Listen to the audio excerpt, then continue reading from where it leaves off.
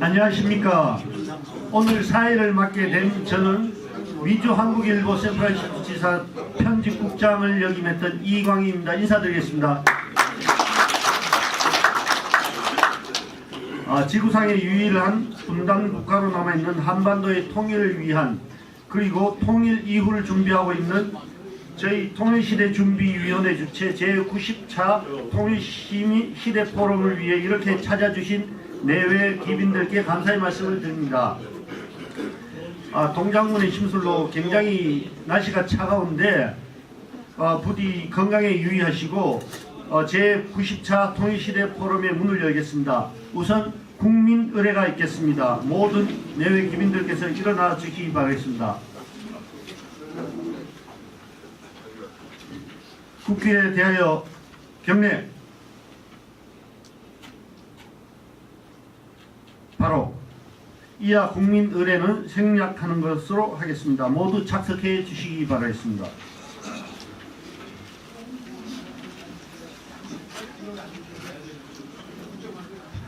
다음은 통일시대준비위원회 정대철 이사장님의 인사 말씀 듣는 시간인데 마침 새해를 맞아 준비한 이번 특별 포럼 강사가 정대철 이사장님 관계로 인사와 함께 강연을 이어가도록 하겠습니다.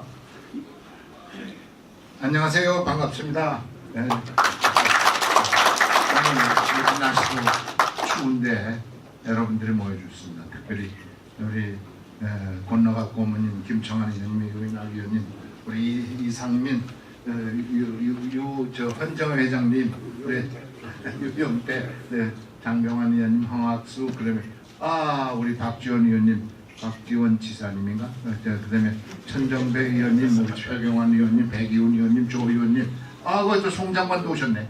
송장관도 오셨고, 박준영 의원님도 오셨고, 한인경 여사도 오셨고, 우리 천 변호사협회 회장, 이훈평, 박양수, 박정은 뭐 다 이렇게 김희선 의원도 있어요.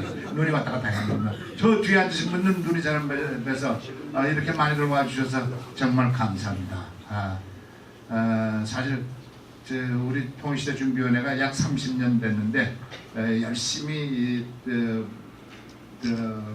세미나를 하기 시작한 건 한 10년 됩니다. 10년 내 매년 적어도 10회 이상 세미나를 했습니다. 그런데 저보고 한번 꼭 하라고 해서 떼밀려서 했습니다. 짐작하시겠습니다만은 저는 통일 문제를 연구한 학도였습니다. 이게 제 책입니다. 북한의 통일전략연구 제에게 박사 논문이고 제 책입니다. 그래서 북한 문제에 대해서 통일 문제에 대해서는 남다른 관심이 좀 있었던 건 사실입니다. 오늘 제가 여러분께 말씀드리고 싶은 것은 우리에게 북한이란 무엇인가?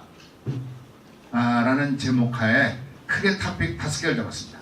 첫째는 왜 우리가 통일돼야 되고 아니면 왜 우리가 평화롭게 상호 공존해야 되는가?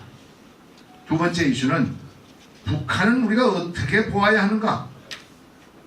세 번째는 이런 북한에 대해서 우리는 어떤 태도로 접근해야 하는가? 네 번째는 최근의 경향입니다만 북한이 변했는가? 근원적으로 변했는가? 얼마나 변했는가? 다섯 번째는 북한의 핵 문제와 미사일 문제를 우리가 어떻게 대처할 것인가? 이 5가지 토픽을 갖고 얘기했습니다. 여러분 나눠진 그 요인물을 보지 않으시는 게 더 좋습니다. 저도 이거 보지 않고 하겠습니다. 오늘은 첫째, 왜 통일이 돼야 하는가? 왜 평화로운 공존을 해야 되는가? 8가지 이유가 있다고 했습니다. 첫째는 우리가 자신감과 긍지감을 갖기 위해서 그렇습니다. 구두선처럼 왜 어떤 통일을 이루어냄으로써 민족의 정체성을 회복하고 정통성을 회복함으로써 자신 있는 민족이 되고 긍지를 느낄 수 있는 민족이 될 수 있기 때문에 통일이 반드시 필요하다. 자신감 있는 민족과 자신감 없는 민족, 긍지를 느끼는 민족과 긍지를 느끼지 않는 민족 사이에는 커다란 차이가 있다.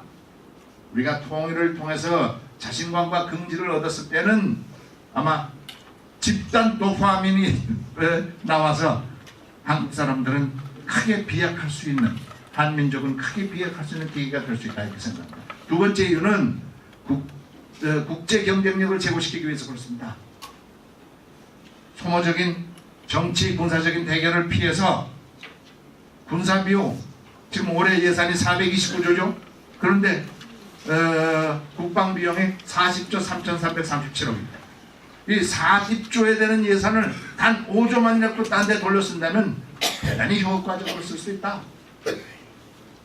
세 번째는 남북이 상호 보완적인 관계에 있습니다.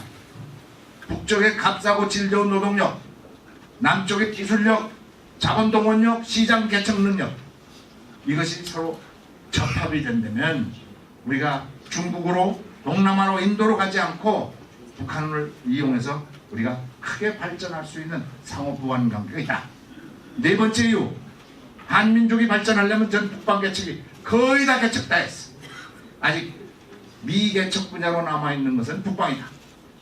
만주, 연해주, 몽골, 서아시아로, 물론 디투어에서 이쪽으로 해서 대전으로 갈 수 있고 이쪽으로 해서 블라디보스톡으로 갈 수 있습니다.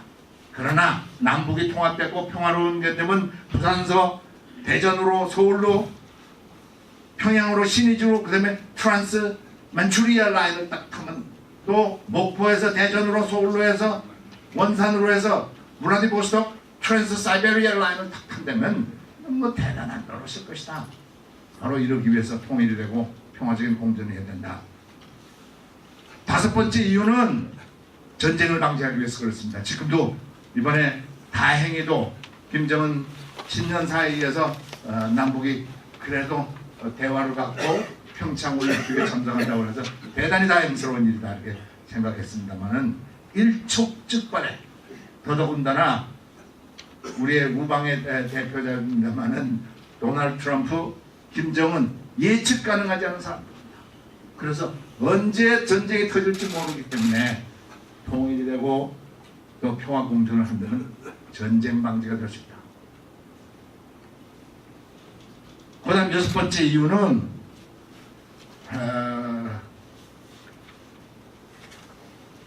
인도적인 견제에서 북한을 돕기 위해서 그렇습니다. 헐벗고 있습니다. 지금 도쿄학자 GNP가 1200불, 1500불, 우리가 3만불입니다. 그러나 그것보다도 더 낮을 수 있는 북한, 이제 절대 빈곤만을 겨우 벗어난 그 사람들을 우리가 한민족으로서 도와줄 수 있다면 또 도와줘야 할 의무가 있습니다. 일곱 번째 이유는 동북아에서의 평화를 유지하기 위해서 그렇습니다. 중국 굴기, 그리고 이 동북아의 평화가 이루어져야 제대로 되는 것입니다. 만약에 한반도가 통일되지 않고 이런 상태로 있다면 북한은 계속 후진국으로 남을 것이고 중국에 의해서 중국화된 북한이 될 수밖에 없고 결국 남북한은 계속 대결 구조 속에서 어려움을 겪게 되기 때문에 동북아의 평화를 위해서 반드시 필요하다. 마지막 여덟 번째는 한민족의 삶의 질을 향상시키기 위해서 특별히 북쪽 땅이라는 데가 우리가 새로운 영토로 같이 활용을 할 수 있다면 부전자원과 자연자원이 상당히 많기 때문에 이걸 통해서 한반도가 한민족이 삶의 질을 향상시킬 수 있다. 이런 뜻에서 통일이 되어야 하고 한반도의 한민족이 평화적인 공존을 해야 된다. 이렇게 생각을 합니다. 두 번째, 북한을 어떻게 봐야 되는 것인가? 세 가지로 봐야 되겠습니다. 첫째는 정상적인 정치 집단도 아니고 그리고 공산사회주의 국가도 아니다. 정상적인 정치 집단이라면 국민민복을 위해서 일해야 된다. 그런데 극단의 좋게 얘기해서는 권위주의 국가, 극단의 독재 국가입니다. 2,500만, 2,520만, 50만을 대중 최면 속에 오랫동안 나눈 국가입니다. 존재하는 네 개의 공산국가, 중국, 월남, 큐바, 뭐 양태는 다릅니다. 북한 중에서도 가장 폐쇄적인 국가입니다. 그러면 정상적인 공산사회주의 국가냐? 막스 레니니즘을 기본적으로 따르는 국가냐? 그렇지가 않다 이런 뜻입니다. 막스 레니니즘에 의하면 3대 세습, 1인 수령 독재 체제, 이것은 봉건적 퇴폐 행위라고 했습니다. 봉건적 퇴폐 행위를 하고 있는 나라이기 때문에 스스로 공산사회주의 국가라고 라벨을 떨쳐버린 지가 오래입니다. 주체 사상이 기본을 이루는 국가. 그러다가는 정 안 되니까 우리식 공산주의 국가, 우리식 민주주의 국가라고 합니다. 독재하는 국가들이 다 이런 식이라. 루마니아 차우세스크는 루마니아식 민주주의, 이런 식입니다.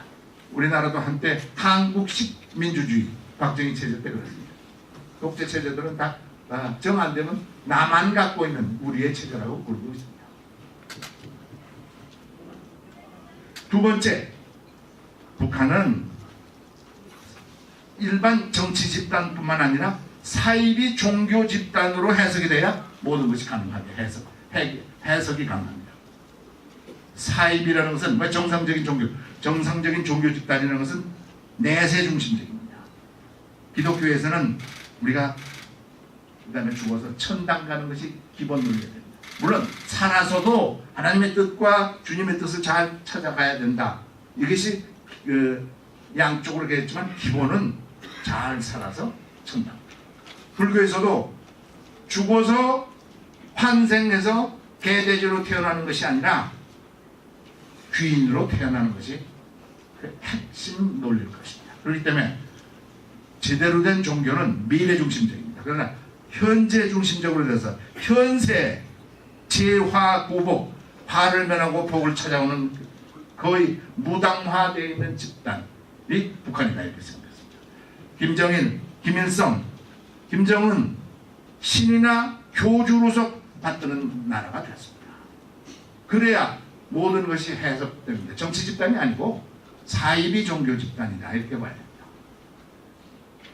세 번째는 이것 두 번째, 세 번째 제가 다 명명한 것이냐면 망나니 막내 아들이나 막내 동생으로 취급해야 됩니다. 무슨 뜻이냐? 막내 아들이나 막내 동생이라는 차원은 빼고 못되게 구는 차원을 본다면 벌써 의절했어야지. 말도 안 되는 측면입니다. 그러나 망나니 렉도 할지라도 내 동생이고 내 아들이니까, 그리고 언젠가는 맞붙들고 통일해야 될 그런 집단이고 그런 사람들이기 때문에 버리지 못한다, 이런 뜻이죠. 그래서 이런 양면성을 갖고 해석을 해야 왜 우리가 끝까지 저렇게 못되게 구는 북한을 상대로 해서 계속해서 접근하고 같이 나가야 되는가가 해석됩니다. 자, 세 번째 챕터는 그렇다면 북한에 대해서 우리가 어떤 태도를 가져야 되나? 북한과 통일을 이루는 소위 통일 이론, 내지는 국제법에서는 통합 이론이라고 합니다. Integration Theory. 통합 이론상 통합 방법은 거의 정론화되어 있습니다. 통합 이론에는 Integration Theory에 하면 흡수 통일과 대등 통일이 있습니다. 흡수 통일이라는 것은 무력이다 또는 무력이 아닌 평화적인 방법이라도 끌어들이는 통일입니다. 사실상 북한이나 남한이 속마음속에는 다 흡수 통일을 써. 우리는 자유민주주의 제재 시장경제가 통하는 저쪽으로 우리가 니네들 깔고 다 들어와야 된다. 저쪽도 마찬가지예요. 적과 통일을 마음속에서 끌고 있고 자기네도 헌법에서 그게 그대로 펴 있어. 그러나 형식 논리나 또 우리가 추구하는 것은 대등 통일입니다. 함께 더불어서 두 체제가 합해서 통합을 이루는 거고, 그 이론 중에서 소위 기능주의적 통합 이론, Functional Approach, 쉬운 것부터 어려운 곳으로 나가는 거죠. 처음에는 문화적인 접근을 해서 같은 문화, 경평 축구대 평양에서 열리고 서울에서 축구대회하고 뭐 그림도 서로 바꿔가며 하면 그 역사도 같이 연구하고 골동품도 바꿔서 연구하다가 경제 체제로 넘어가서 경제가 서로 공동체 비슷하게 나가다가 나중에 정치적으로 가서 연합, 연대, 그 다음에 연방, 단일 국가로 가는 이런 체제로 이렇게 올라가야 된다는 기능주의적 통합 이론입니다. 이거는 서로 우리 대한민국 내에서는 거의 그것을 부정하고 그거에 대해서 이론을 거는 사람들이 거의 없어지다시피 했어. 뭐가 문제냐? 북한에 대한 태도가 문제다. 우리는 독일 사람들이 특별히 서독 사람들이 동독 사람에 대해서 가졌던 태도를 꼭 가져야 된다고, 통일을 원하는 또 통일을 연구하는 학자들이 거의 통일에 관한 태도를 거의 정돈되어 있어. 제가 끈덕지게 화내지 말고 상대방의 자존심을 상하지 않게 하면서, 다시 한번 끈덕지게, 쉬운 말입니다. 화내지 않고 상대방의 자존심을 상하지 않게 하면서 한두 번 기분 나쁘다고 끈덕지지 않게 포기한다든가, 그리고 자주 화를 낸다든가, 상대방의 자존심을 상하지 않게 하는 것, 우리로서 저쪽의 자존심을 상하게 하는 것은 우리의 우월한 경제력입니다. 우리가 GDP나 우리가 지금 경제력이 인구 2배, 그 다음에 퍼캔다 GDP 우리 3만 불, 저 사람들은 1200불 내지 1500불, 1500불로 쳐도 우리가 20배, 인구 2배, 국력 전체가 최소한 40배예요. 학자에 따라서는 한 80배까지 우리가 국력이 세다고요. 그러니까 야, 너희들 못 사는 거 경제적 우월감을 갖고 북한을 조롱의 대상으로 삼으면 절대 되지 않는다는 것입니다. 반대로 저쪽엔 뭐가 자신감 있는가? 자립적인 자신감입니다. 저기는 스스로 혼자, 심지어는 중국, 북, 러시아까지도 의지하지 않고 스스로 살아갈 수 있다는 자부심입니다. 니네들은 미제국주의자들한테 붙어먹는 놈들 아니냐, 이렇게 비난하면 우리로서 약간 자존심 상합니다. 그거 피해줘야 됩니다. 그래서 상대방의 자존심을 상하지 않게 하면서 서로 대했을 때 통일 접근도 가능하고 평화적인 공존이 가능하다. 이렇게 생각합니다. 자, 네 번째, 세 번째, 이건 네 번째구나. 네 번째, 우리가 여기서 오늘 연구해야 될 것은 북한이 변했나? 변했다면 얼마나 변했나? 두 가지 큰 이론이 있어. 원천적으로 크게 변하지 않았다 라고 주장하는 학자들, 그 사람들은 북한헌법 11조를 얘기합니다. 북한헌법 11조에는 노동당 위에 아니야 국가 위에 노동당이 있다 이렇게 써 있습니다. 그러니까 노동당 규약이 헌법보다 상위 개념입니다. 1인 수령 체제에 의하면 노동당 위에 수령이 있다. 초당적, 초헌법적 주의입니다. 그래서 높은 순서로 되면 수령의 말씀이 제일 높고, 그 다음에 노동당 규약이고, 그 다음에 헌법, 법률, 명령, 규칙, 조례 이렇게 내려갑니다. 그러니까 우리가 상상하는 것은 헌법 위에 노동당 규약이 있고 노동당 규약 위에 수령의 말씀이 있다라고 생각합니다.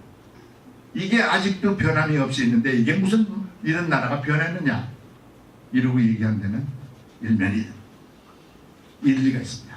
그래서 그런 원천적인 측면에서 북한이 변하지 않았다라고 주장하고 싶고 또 그런 측면이 있다는 거다.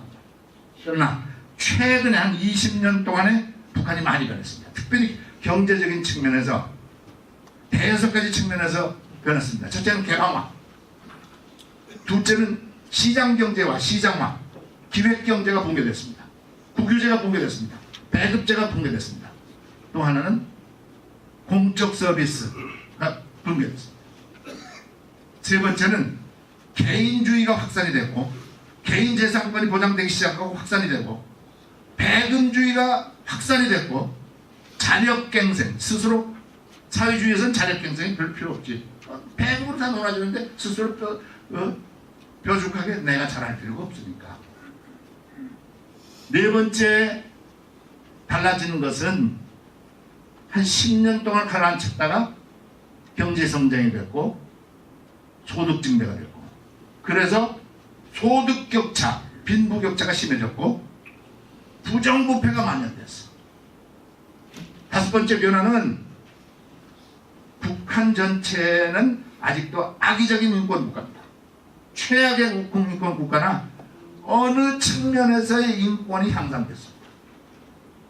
그리고 북한에서 최근에 생긴다면 난민 탈북, 배고파서 탈북하는 것은 거의 없어졌습니다.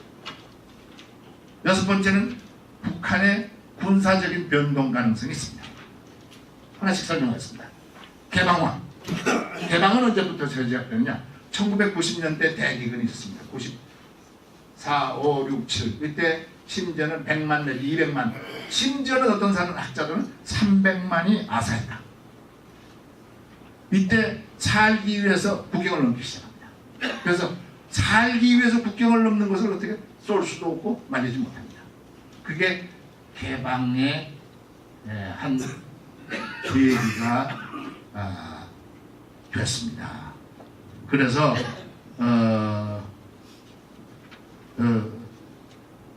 특별히 밀무역이 성행됐습니다. 그것도 대체로 식량입니다. 그리고 최근에는 장마당에서 거래되고 있는 것이 대부분이 공산품입니다. 그 공산품은 중국제가 부활이고 대한민국제가 이루어질 정도예요. 하여간 밀무역이 성행됐고, 두 번째는 장마당화. 장마당이 2016년 초에 말에 구글이 북한 전체를 찍어갖고 398개라고 했어. 내가 최근에 뭐 사람 이름 되죠. 서훈 국정원장을 만나서 당신이 장마당 좀 몇 개, 내가 지금 398개 했더니 밑에 사람하고 의논하더니 450개쯤 늘어났습니다. 그러니까 시장이 450개죠. 그 다음에 이거 전화기 350만 대라고 그랬었는데 서울시를 얘기해서 470만 대가 있어. 굉장히 많아진 겁니다. 한때는 못하게 하다가 470만 대 중에서 20만 대는 중국제야. 왜 중국제가 의미가 있느냐? 중국제는 바깥하고 통화가 가능해요. 특별히 릴레이어가 있어야 됩니다. 그러니까 저 북경 근처에 신의주 안동의 중국 릴레이어를 통해서 한국도 견제하고, 한국하고 통화하는 것을 내 눈으로 여러 번 봤어요. 그러니까 신의주에 앉은 나는 모르긴 몰라도 고종 간첩이 옛날엔 북한 쪽에 많았지만 이제는 우리의 고종 간첩 그쪽이 더 많을 거다. 전화 통화하는 사람이 많아졌거든. 그 전화를 통해 갖고 나는 정보 수집할 거라고, 휴민트가 가능할 거라고 보여집니다. 그 다음에 한류 유행입니다. 북한 사람 중에서 한국 영화, 연속극, 대북 방송 한 편도 못 본 사람은 없다는 것이 넘어온 사람들의 공통된 의견입니다. 또 하나는 중국의 역할이었습니다. 중국의 다방면적인 교류, 물적 교류, 인적 교류입니다. 물적 교류 2009년 27억 불이었습니다. 북중 관계가. 2017년 통계는 없습니다. 아직은 2016년 통계가 100억 불입니다. 2013년에 사람 왔다 갔다 하는 중국 비자가 21만 명을 했다고 해요. 근데 2016년 40만 명. 이렇게 늘어나고 있습니다. 그리고 북한에서는 지금 적극적으로 관광사업을 부추깁니다. 그렇다면 왜 이렇게 개방화를 가만 내버려두나? 두 가지요. 첫째, 자신감이 있어. 소위 세례화, 인닥트리네이션, 세례화되어 있기 때문에 풀어매겨도 큰 걱정 없다. 두 번째는 충격을 분산시키기 위해서 그래요. 그래도 이렇게 풀어놔서 시장경제되고 좀 자연스럽게 나는 거지 않으면 사람 사는 동네인데 이게 곤란하다. 그래서 두 가지 이유 때문에 충격 분산 명의로 좀 풀어놨을 것이다. 이렇게 생각이 됩니다.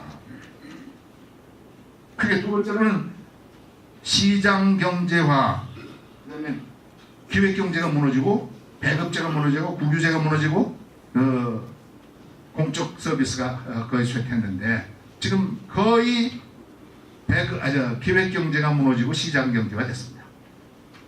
시장경제가 때문에 기획경제가 되느냐? 거꾸로입니다. 기획경제가 무너져서,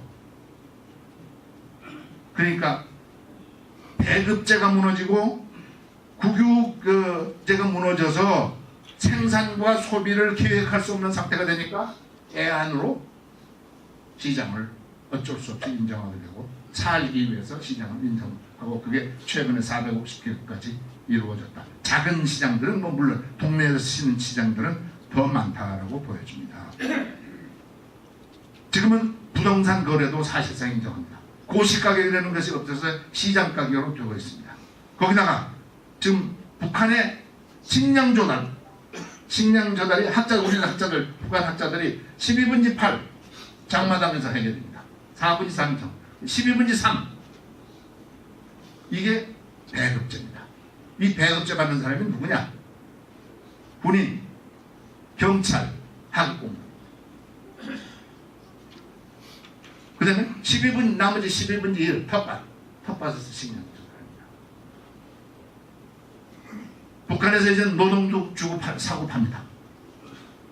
공식 국영기업체에서 노동 대가가 1불입니다. 그러나 외국 기업, 사기업, 국영기업체 탈을 쓴 사기업에서는 100불 내지 150불입니다. 그리고 금융업도 시작이 되는데 옛날 우리 고리대공업 하듯이 그런 점이 됩니다.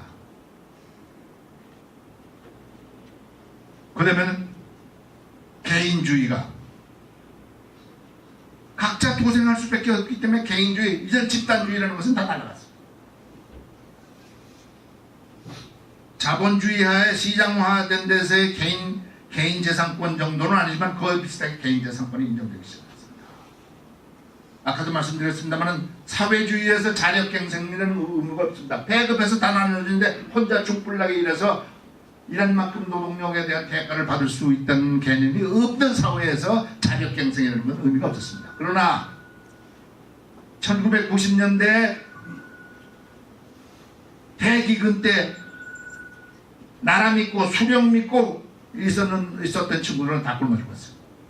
그래서 그거 교훈으로 얻고 자력갱생해야 되겠다는 것이 북한 사람들의 머리에 꽉 심어졌어요.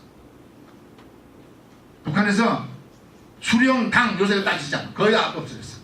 거기서도 이데올로기의 핵심은 돈입니다. 돈만 있으면 좋은 대학 들어갑니다. 성분이 나빠도 성적이 나빠도 김일성 종합대학, 김책대학 돈만 있으면 다 들어가. 돈만 있으면 감옥 서 있는 놈도 끌어내. 돈만 있으면 첩을 10명 두는 사람도 여러 개 있어. 나라에 정치적으로 덤벼들지 않은 한은 지금 이 모양이 꼴이 됐어. 그렇다면 김정은이가 어떻게 하는, 김정은이가 왜 난폭해진지 아닙니까? 다스릴 수 있는 방법이 없어졌어. 놔줘서. 먹고 사는데 지네들이 시장 경제화 됐으니까. 그러니까 난폭해져서 고급 당원들, 그 다음에 고급 간부들을 난폭하게 합니다. 그래서 지 형도 죽이고, 지 고모부도 고사총으로 때려줘야 하는데, 고사총으로 살점 하나도 건지지 못하고 시신을 수습하지 못하도록 죽였다. 그 다음에 저기 아버지, 장례 의무자 8명, 이거 한 사람 8명 중에 5명을 죽였다고. 지금 100여 명을 죽였다고. 그리고 별도 띄었다고 쳤다를 아주 취미 삼아 한다고. 왜? 요런 놈들은 좀 혼내야 집권이 가능하고 정권 유지가 가능합니다. 국민들은 또 따로 놀아. 지금 북한 사회가 이렇게 변화하고 있다, 이런 뜻입니다. 북한에서 평양에서 1인당 100불짜리 식당이 번성합니다. 농업 사람들이 알았거든요. 나오면 100불, 그러니까 10만원짜리 이상의 식당에 줄을 서서 밥을 먹는다는 거야. 잘 살면 잘 살아. 그 다음에 경제성장. 지금 10년 동안에 10% 이상을 넘어섰습니다. 2016년 우리보다 높아서 3.9%였습니다. 퍼캐피타 GNP가 아까 말씀드렸듯이 1200불 내지 1500불이었습니다.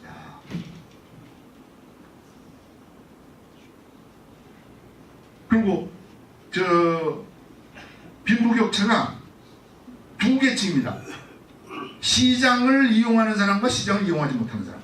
뇌물을 주는 사람, 주고받는 사람과 뇌물을 주고받지 않는 사람. 뇌물하고 관계하고 시장하고 관계하는 사람 아주 헐벗고 있고, 이거하고 관계하는 사람들. 부패 공화국이라고 부를 정도로 부패가 상습화되고 일반화되고 시스템화되고, 물론 순기능도 있습니다.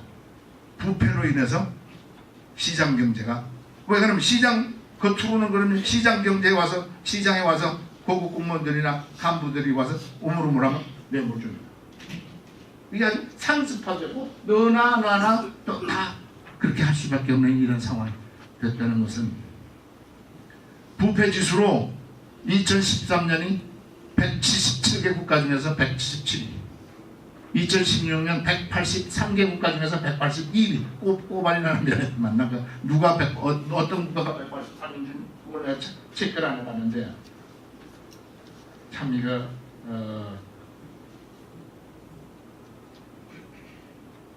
이런 상황입니다. 거기다가 그래도 최근에는 최악의 인권 국가이면서도 언론의 자유가 조금 늘어났고 북한을 탈북했다가도 들어가면 옛날에는 완전히 못 빼는데 살아남는 사람이 여럿 있고 뭐 돈만 갖고 들어가면 괜찮다고 해요. 그리고 21개 있었던 정치범 수용사가 통폐합돼 갖고 14개 됐느니 8개 됐느니 요거 확인 안 되는데 그리고 정치범 수용자가 확 줄었어. 그리고 탈북난민이 옛날에 배고파서 그냥 이제 절대 빈곤에 벗어났기 때문에 난민 탈북은 거의 없어졌습니다. 배고파서 넘어왔다는 사람이 이제는 없습니다. 군사 변동이 가능하다.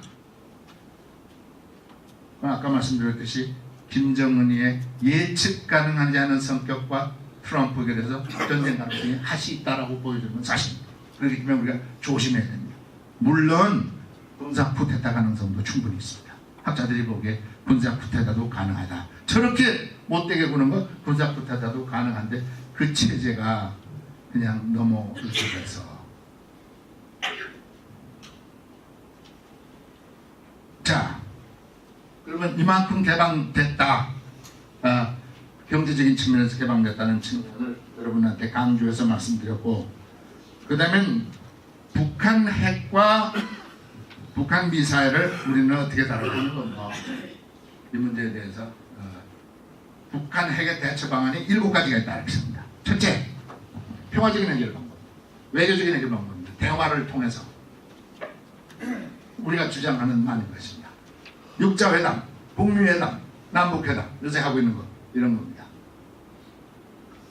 육자회담 같은 때 2003년서부터 2008년까지 했습니다. 장단을 보면 열리기도 어려웠고 그 육자회담을 통해서 북한은 시간을 벌고 원자탄을 개발하고 유도탄을 개발하는 시간은 좋다 이렇게 생각이 좀 듭니다. 그리고 그 당시 우리는 우리 운전석에 올라앉지 못했어. 우리가 6분지일 가능성밖에 없었기 때문에 한국으로서는 대단히 불만이었다. 그러나 평화적인 해결이 가능했고 중국을 이용해서 레버리지를 갖고 북한을 좀 접근하지 않을까라는 기대치가 있었던 게 사실입니다. 자, 두 번째는 우리가 핵무장하는 겁니다. 핵주권 국가가 되는 것입니다.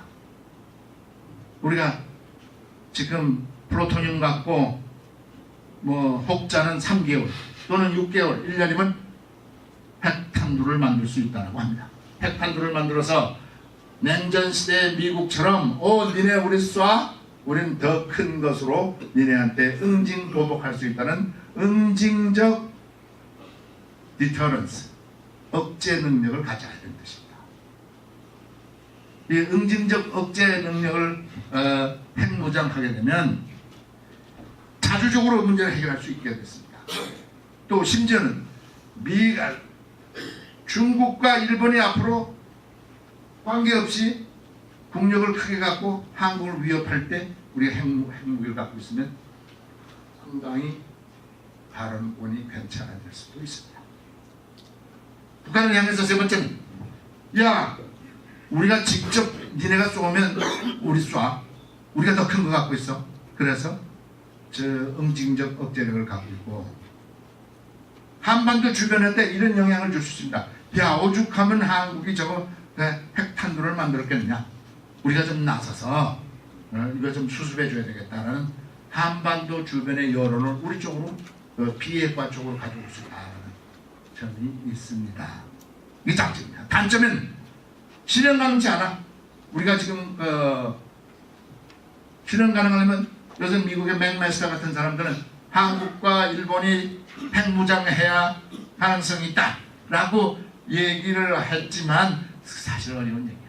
미국의 동의가 필요하고 우라늄과 플루토늄을 좀 구하기도 그렇게 쉽지도 않고, 그러다 국제적인 제재, 만약에 우리가 핵무장하려면, 핵 개발하려면 첫째는 NPT부터 타줘야 돼. 두 번째는 핵 만들겠다고 선언해야 돼. 선언하면 국제 제재가 따라서 한국 경제는 그날로 가라앉기 시작한다는 것입니다. 거기다가 우리가 핵 갔다 오면 한반도의 비핵화의 명분이 없어지고 북한의 핵무기에 대해서 정당성을 부여하기 때문에 상당히 어렵다. 그리고 비용도 많이 든다. 그런 쪽에서 핵무장이 곤란하다. 이런 측면이 있습니다. 세 번째, 미국의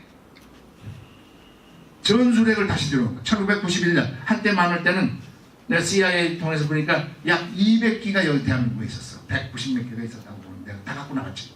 그러나 전술핵이라는 것은 작은 거 단거리에서 쓸 수 있는 거 미국 걸 다시 갖다 놓자, 이런 뜻입니다. 어떤 이점이 있겠는가? 한국민과 세계인들한테 한반도 대한민국의 안전을 위해서 미국이 이런 뜻을 갖고 있다. 강한 의지를 보여주고, 북한은 까불지 마라. 우리가 핵을 남한에다 다시 들어왔다. 니네 까불면 응징적으로 보복하겠다라는 의지를 심어줄 수 있어.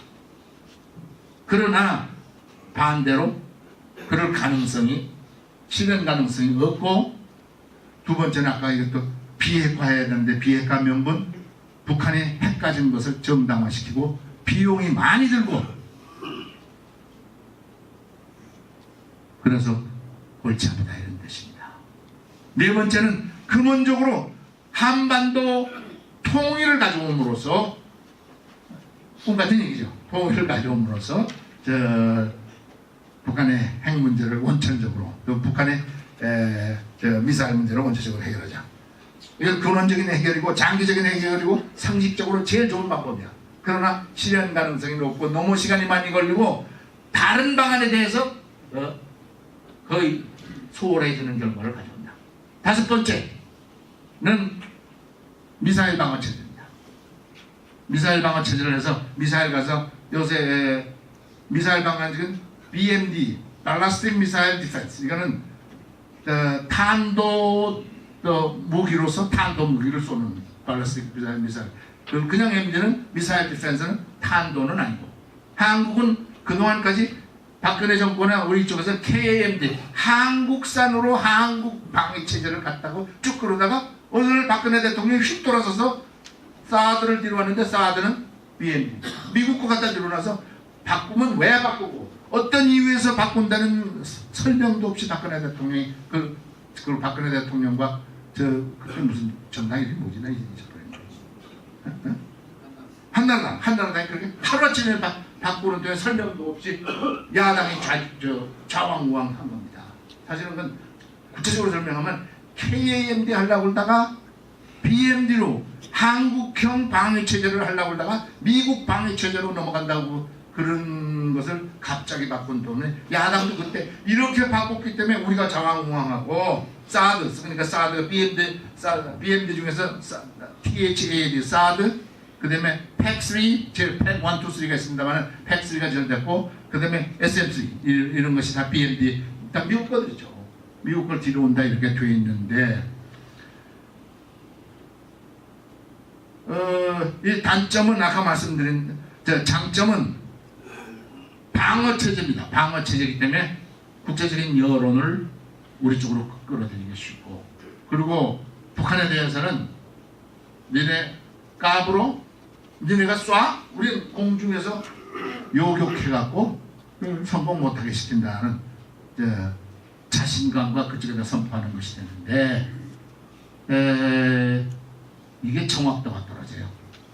미사일을 미사일로 맞추기 때문에 지금 7월이라고 하고 8월이라고 했지만, 이게 실험을 어떻게 하느냐, 사실상 나 전문가들하고 얘기 들으니까 미사일을 미사일로 쏘는 것이, 이러면 된대. 미사일 쏘면 근처에 가서 자그마한 원자탄을 터뜨려서 근처를 다 해서 그냥 날라오는 게 녹아서 내버려 두는 데는 그렇게 하기 어려우니까 미사일 방어 체제 성공률과 정확성이 상당히 떨어지고, 이 미사일 방어 체제 때문에 러시아, 중국하고 또 불화 가능성이 있고, 거기다 비용도 상당히 또 든다, 이런 뜻에서 상당히 걱정되는, 실현 가능성이 낮은 거다. 여섯 번째는 선제 공격입니다. 이쪽에 국방력 갖고, 국방력은 이쪽에 비행기나 지대지 미사일 갖고, 공대지 미사일 갖고, 저쪽에 핵무기와 핵무기 미사일을 공격해서 없애는 건데, 선제 공격입니다. 선제를 해갖고 선제 공격하겠다라고 얘기를 함으로써 저쪽이 성공이 못할 거라는 인식을 심어줘서 사용 못하게 하는 방법을 소위 선제 공격이라고 합니다. 이거 단기간에 해결될 수 있습니다만은 국제적인 지지를 받겠어요. 가서 먼저 우리 조국인데, 거기다가 어디다 숨겨놓은지 모르기 때문에 찾아내기가 아주 어렵다. 비용이 많이 들기도 하고요. 자, 마지막으로 쓸 수 있는 방법 중에서 제일 강한 게 억제입니다. 억제라는 것은 영어로 deterrence인데, 억제는 뭐냐면 핵무기를 못 만들게 하는구나, 만들어도 사용치 못하게 하는 방법. 두 가지가 있어. deterrence by punishment, 하나는 deterrence by denial, 하나는 거부적 억제, 하나는 응징적 억제. 응징적 억제라는 것은 쟤네들이 쏜다, 그러면 이쪽에서 더 큰 게 가서 쏴서 실익이 거꾸로 된다. 그래서 잘못 쏘면 우리가 더 큰 당한다. 이렇게 해서 응징적 억제력을, 니네가 10kg짜리 쏴, 우리는 100kg짜리 그걸 가서 부시겠다라고 미리 선포하고 미국의 핵우산을 미리 갖다 들이대면 그거 겁나서 죽는 거 알고 하겠습니까? 그 다음에 deterrence by denial 라는 것은 공중에서 쏘겠다, 아니면 선제 공격으로 가서 먼저 쏘겠다. 그래서 야, 이거 쏴봤자 성공도 못하는 것이, 그래서 사용 못하게 만드는 것을 거부적 억제라고 합니다. 한국 경우 뭘 해야 되느냐? 한국 경우에는 두 가지. 거부적 억제라는 것은 한미국 연합사를 통해서 미국 해구산을 동원해서 니네가 10kg짜리 쏴, 우리는 100kg짜리 쏘겠다. 이런 것을 늘 얘기해서 억제할 수 있는 거고, 두 번째는 비핵무기, 그러니까 핵무기 아닌 요새 굉장히 발전된, 이스라엘이 발전한 레이저탄 같은 거, 레이저로 가서 쏴서 미리 죽이는 것들, 이런 거의 핵무기에 가까운 위력이 있는 돈이 많이 드는 무기들이 있어. 그러니까 한국도 개발해야 돼. 레이저탄 지금 뒤로 개발하고 있을 것으로 가능성이 있어. 그래서 그걸 이거로 조지겠다, 이렇게 얘기를 하는 것이고, 그 다음에 거부적 억제는 아까 말씀드린 데서 미사일 방어 체계, 그 다음에 선제 공격, 전체적으로 얘기를 하면, 다시 종합해서 하면 북한은 핵무기가 있다. 이 핵무기 거의 수소폭탄 내지는 증폭격의 핵무기가 있다. 그 다음에 운반수단 IRBM 성공했다. ICBM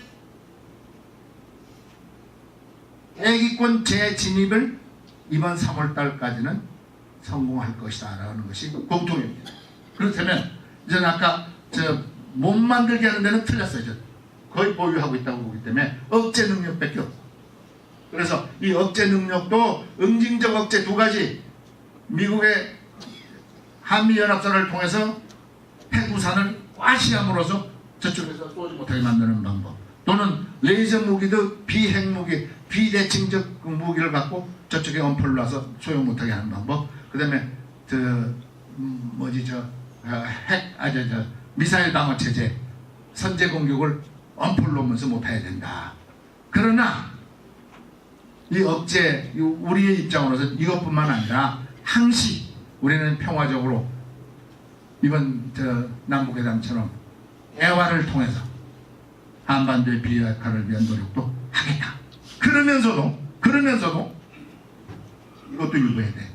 우리도 핵무기를 만들 수 있고 미국의 전술핵을 한국에 도입시킬 수 있다라고 그것도 포기하지 않아야 됩니다. 저는 개인적으로 전술핵 재도입을 하거나 아니면 전술핵을 재도입하여야 된다고 선포하는데 찬성하는 사람입니다. 왜? 9가지 이유 때문에. 첫째는 아까 북한이 핵무기 보장돼 있고 IRBM 있고 ICBM이 곧 성공하리라고 보여지는데, 그리고 소형화 경량화 다 돼 있고 아버지의 유업이라고 그러고 항시 쏘겠다고 그러고 헌법에 핵보유 국가라고 돼 있는 거고 제재 수단이 마땅치 않아. 평화적으로 대화를 통해서 가능해? 무기를 통해서 선제 공격이 가능해? 이런 입장입니다. 거기다가 한국 여론이 갤럽 여론에 의하면 65%가 전술핵 가져야 된다고 그랬어. 한국사회문제연구소 68.3%야. 더민주당 지지층의 50% 이상이 전술핵 가져야 된다고 그랬어. 정치 지도자 중에서도 송영무 국방장관뿐만 아니라 이종걸이, 박영선이, 그 다음에 국방장관 하던 김성근, 정대철 전술핵 배치해야 되거나 전술핵 배치해야 된다고 선포해야 된다 이렇게 강조하고 있는 사람들입니다. 그래야 나라 안보를 제대로 지킬 수 있다. 가장 중요한 것 중에 하나가 뭐냐? 북한이 핵 보유 목적을 바꿨어. 옛날엔 자위형이었어. 그러나 지금은 남한용으로 공개적으로 그 핵무기 한 번 하고 무슨 소리고 평양에서 저 경축대회 열면서 꼭 얼마 전에 오금철이가 나와갖고 여러분 한 방으로 서울을 날려고 한 방으로 서울을 불바다 만들 수 있습니다. 무슨 말이야? 적화통이라고 했다는 것이 미군 내쫓고 적화통이라고 했다는 게 우리는 잊었어야 합니다. 그러기 때문에 한국 스스로 핵무장까지는 안 되더라도 전술핵 무기를 서울에다 대한민국에 들여다 놔야 저것들이 좀 꼼짝하지 못할까 하는 뜻에서 저는 최근에 한 6개월 전서부터 제 입장을 바꿔서 전술핵 한국에 도입 내지는 전술핵 한국에 도입해야 된다고 우리 주장을 계속 얘기해야 되는데, 두 가지 이유 더는 이래야 미국이 핵우산으로 우리를 보호하는데, 야 이거 봐 전술핵 자꾸 들어오자고 그러는데 핵우산으로 잘 보호해야 돼. 이런 미국의 입장을 강화시키고 중국의 입장도 야 저것들이 핵 전술핵 남한에다 갖다 놓으면 큰일이야. 그렇기 때문에 우리가 나서서 북한을 잘 설득을 해서 한반도의 비핵화를 하는데 우리의 입장이 필요하다. 우리의 나서야 된다는 것을 부추기기 위해서 한국 전술핵을 갖다 놓는 것이 제 개인의 9가지 이유 중에 9가지 이유입니다. 존경하는 오늘 여러분, 오늘 제 발표는 이상입니다. 감사합니다. 혹시 네, 감사합니다. 말씀 잘 들었고요. 지금부터 질문을 받겠습니다. 질의응답 시간이니까 질의가 있으신 분들은 손을 들고 해주십시오.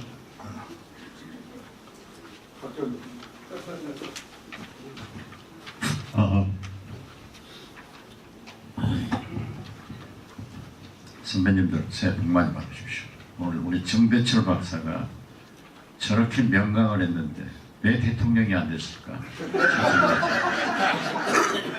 두 번째는 그 강의 내용을 보고 확실히 통합은 반대하는구나. 이렇게 생각했습니다. 우리가 국민당 지킴이 운동 본부, 소위 개혁정당, 신당, 창당 추진 본부가 여기 와 있습니다만은 원외위원장들 회의가 3시부터 있어서 오늘 좀 여기들 몇 분 오셨으니까 제가 질문하겠습니다. 두 가지 전제 조건은 틀림없죠. 우리하고 같이 하는 건지 저쪽으로 이 사상이 타는 알았어요. 네. 이 북한이 지금 말씀하신 게 없고 있습니다. 무엇보다도 이 정보가 흐르기 때문에 지금 약 500만 대, 478만 대라고 했는데 500만 대의 핸드폰이 흘러가고 있다는 거예요. 우리나라에서도 그렇게 야동든 음란물 단속에도 거의 정보가 흘러요. 그래서 굉장히 문제가 있는데 김정은이 근자에 와서 파퓰리즘 정치를 하고 있습니다. 65세 이상 노인들에게는 매주 하루씩 학습을 받는데 그 학습을 면제해주고 북한 여성들에게는 치마를 입지 못하게 했는데 치마를 입게 허락했습니다. 이번 남북 고위급 회담을 보고 언제쯤 남북 정상회담, 북미 간 대화가 본격적으로 이루어지리라고 예상하는지 말씀해 주십시오.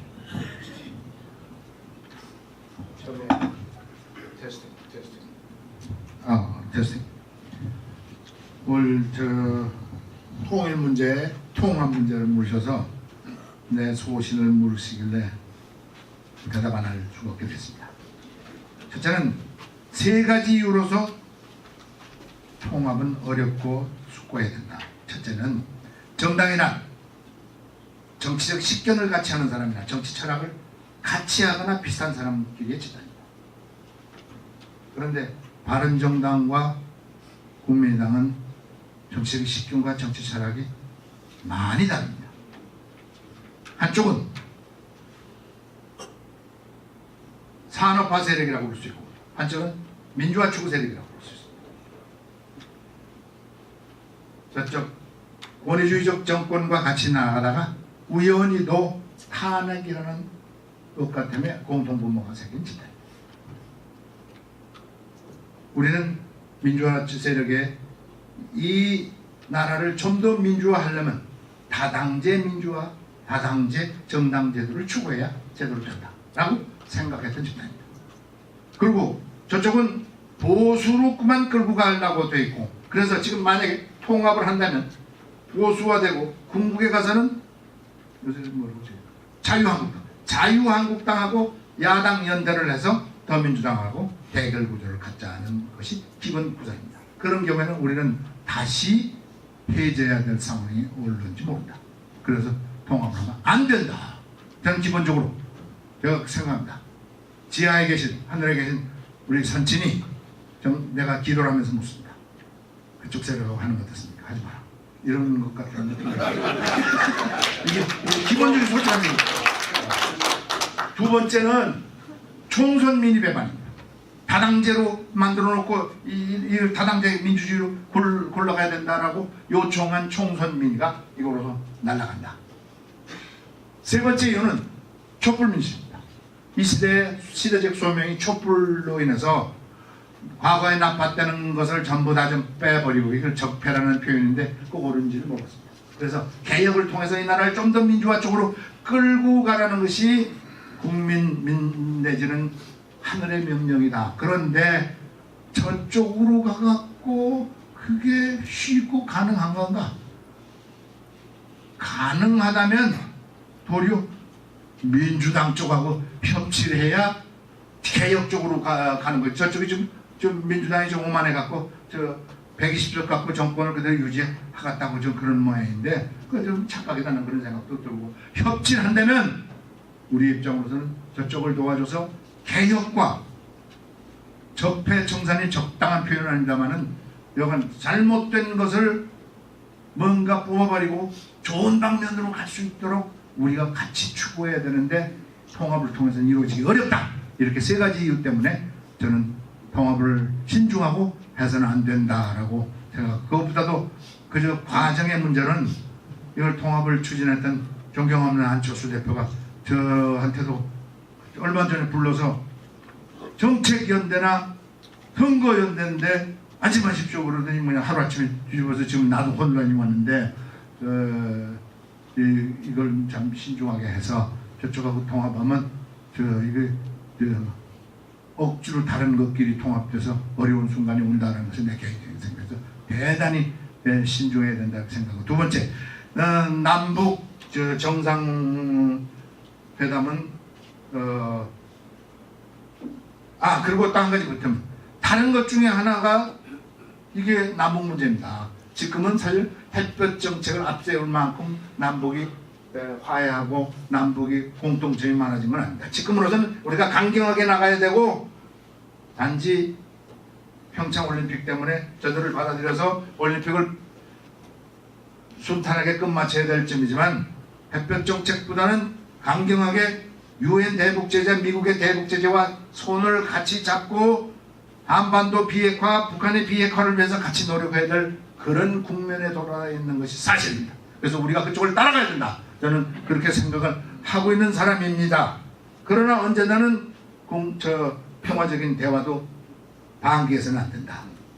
저는 그렇게 우리 민주당과 야당하는 사람들이 그런 생각도. 그런데 저쪽 사람들은 햇볕 정책은 안 되고 대화, 평화로운 해결은 안 된다라고 자꾸 그런 입장이기 때문에 그거 아니면 그거면 통합할 수 없다라고 그래서 그렇다면 통합도 대단히 신중하게 봐야 된다라고 생각하는 것이 기본 입장이고 그런 입장에서는 우리가 이런 입장을 취하다 보면 남북 정상회담은 아직은 얘기할 때도 아니고 이거 잘못 얘기하면 미국과의 간극이 벌어져서 이를 망치는 수가 있다라고 생각하는 것이 제 개인적인 입장.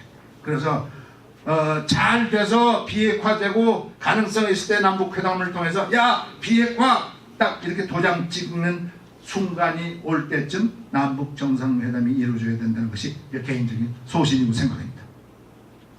자, 또 우리 들었으니까 저 행사에 갈게요. 그러세요.